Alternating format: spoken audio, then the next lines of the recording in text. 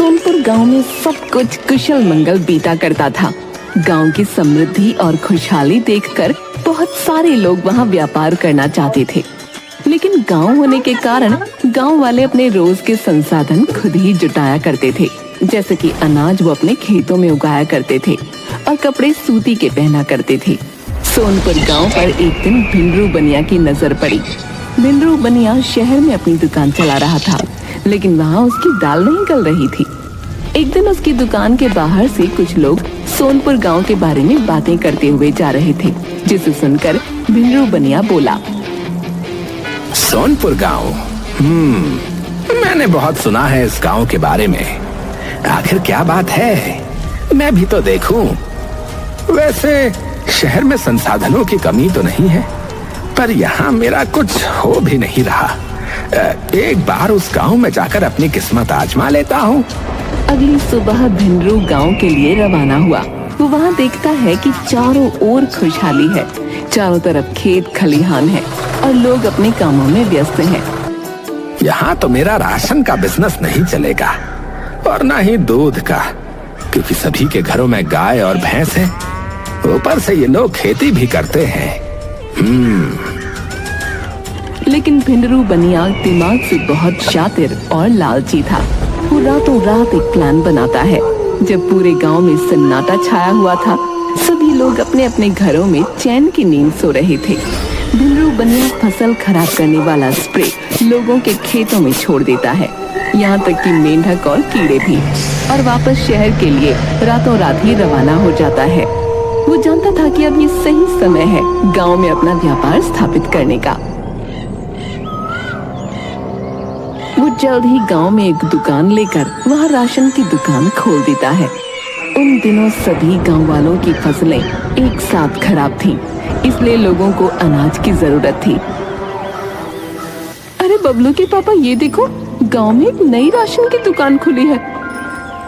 आओ आओ, अरे जरूरत का सारा सामान मिलेगा, है? शैम्पू से लेकर तेल तक, दाल चावल से लेकर चीनी तक, जो भी चाहिए सब मिलेगा। आओ आओ, एकदम प्रीमियम क्वालिटी का सामान दूंगा। हाँ, ये तो बहुत अच्छी बात है। मेरा मन बहुत घबरा रहा था कि अब गांव वालों का क्या होगा। न जाने किसकी नजर लग गई।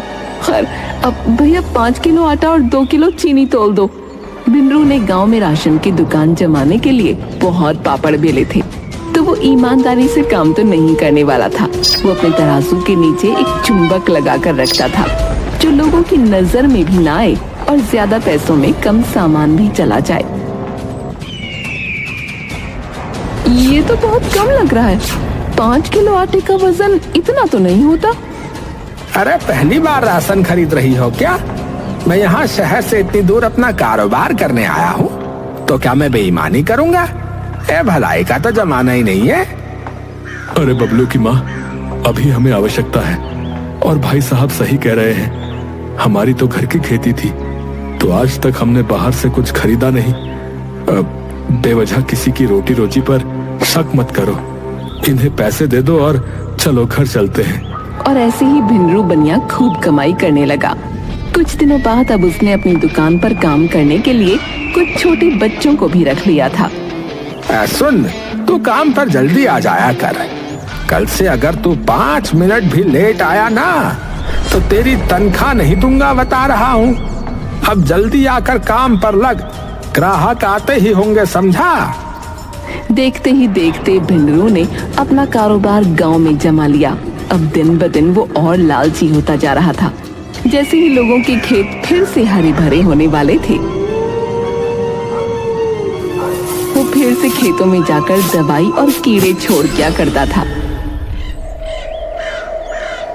जिससे फसल तबाह हो जाती थी और लोगों को अपनी खेती छोड़कर भिंडरू बनिया से ही सामान खरीदना पड़ता था।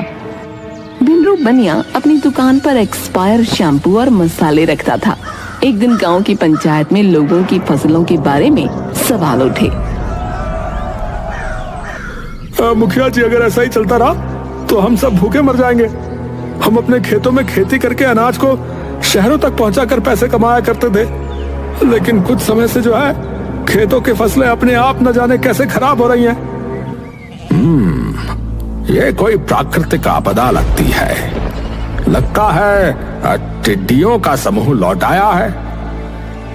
अरे मुखिया जी, अगर ऐसा होता तो फिर हमें भी तो नजर आती। वो टिड्डियां जो है कोई जादूगरनी तो है नहीं जो रातों रात आए और जो है दिन में गायब भी हो जाए। अगर इसका कोई समाधान नहीं निकला ना मुखिया जी, तो बता रहे हम सब रोड पर आ जाएंगे। मेरे बीवी बच्चे भूखे मर जाएंगे। वो तो भिंडरू बनिया की दुकान की वजह से अनाज की उतनी तंगी नहीं है, लेकिन आगे चलकर भारी मुसीबत हो सकती है।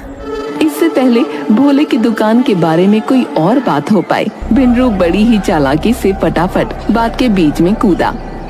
अरे भाई साहब, मैं आप लोगों की सेवा करने ही तो आया हूँ।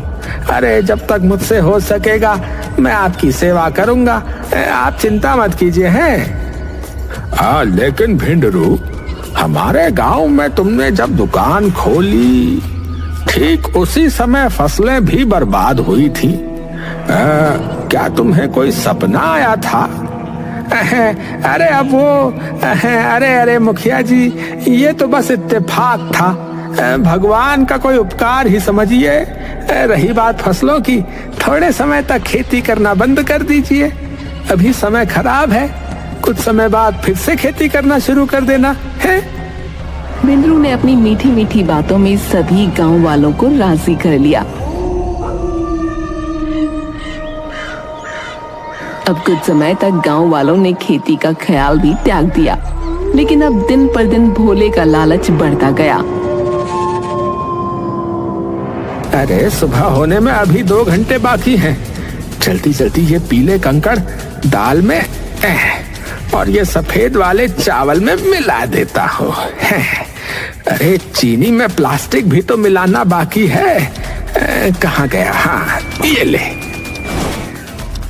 और ये लाल पत्थर, इसको बारीक नहीं पीसा इस कमबख्त ने। अरे चलो कोई बात नहीं, किसे ही पता चलेगा। ये लो लाल, ये लो लाल मिर्च में मिला देता हूँ। हो गया काम। भिंडरू को ये काम करते करते सुबह हो गई। तभी उसकी दुकान के दरवाजे पर दस्तक हुई। मालिक दरवाजा खोलिए, मैं आ गया। भिंडरू हड़बड़ी में दरवाजा खोलता है। अरे तेरी टाइमिंग हमेशा ही खराब है, चल जल्दी से अंदर आ। बिरजू भी अपने काम में लग गया। बिरजू बहुत हड़बड़ाते हुए भिंडरू से बोला, मालिक मेरी माँ बहुत बीमार है, इलाज के लिए 20,000 रुपए का होना बहुत जरूरी है, और आपने 3 महीने से मेरी तनख्वाह भी नहीं दी है, तो क्या मुझे 3 महीने की तनख्वाह के साथ थोड़े पैसे एडवांस मिल सकते हैं? क्या कहा? एडवांस? एडवांस तनख्वाह चाहिए तुझे? अरे तेरी 3 महीने की तनख्वाह में से बहुत पैसे कटने वाले हैं। रे कोई भी काम तूने ठीक से नहीं किया। हमेशा कस्टमर दरवाजे पे खड़े रहते हैं, लेकिन तेरे हाथ बहुत धीरे चलते हैं।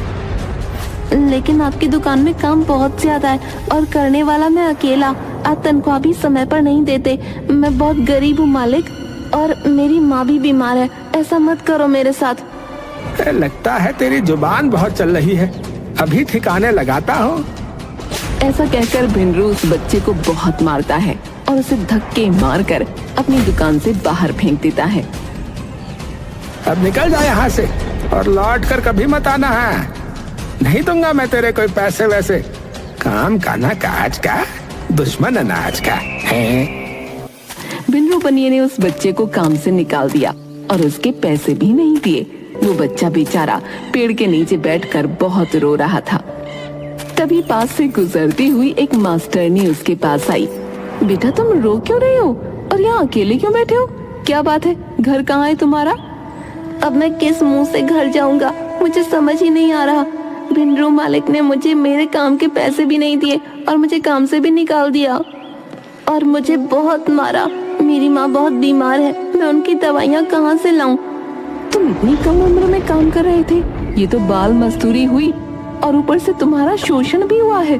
तुम अभी मेरे साथ पुलिस स्टेशन चलो बेटा, वहाँ तुम इंस्पेक्टर को सब बताना, वो तुम्हें तुम्हारा हक जरूर दिलवाएंगे। ऐसा कहकर वो टीचर बिरजू को पुलिस स्टेशन ले गई और वहाँ इंस्पेक्टर से कहने लगी, इंस्पेक्टर साहब ये बच्चा, इसकी उम्र अभी